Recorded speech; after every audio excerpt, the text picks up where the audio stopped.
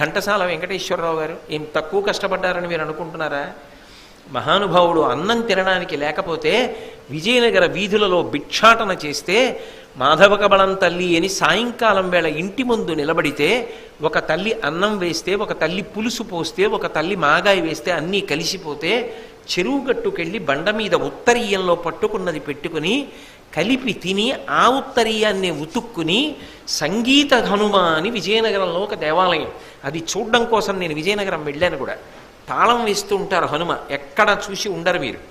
చిన్న దేవాలయం, ఆ దేవాలయంలో పడుకునేవారు.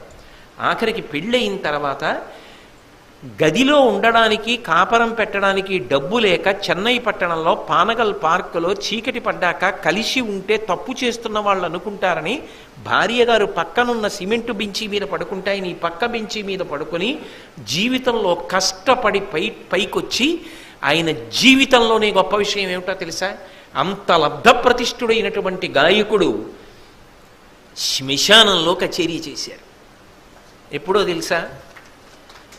ఆంధ్ర రాష్ట్రానికి స్వాతంత్ర్యం అంటే నా ఉద్దేశం రాష్ట్రం ఏర్పడడం కోసమని ప్రయత్నం చేసి ఆమరణ నిరాహార దీక్ష చేసి పొట్టి శ్రీరాములు గారు శరీరాన్ని వదిలిపెట్టేస్తే ఆయన శరీరం శ్మశానానికి వెళ్లే లోపల దేశభక్తి గీతాలతో శ్మశానంలో కచేరీ చేశారు ఘంటసాల వెంకటేశ్వరరావు గారు.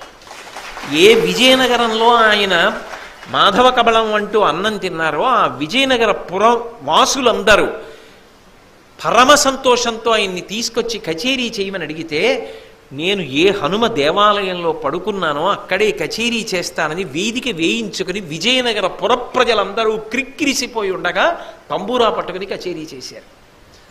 అవి జీవితాలు, అవి స్ఫూర్తిదాయకాలు. ఇప్పటికీ తిరుమల వెడితే ఆయన భగవద్గీత వినపడుతూనే ఉంటుంది.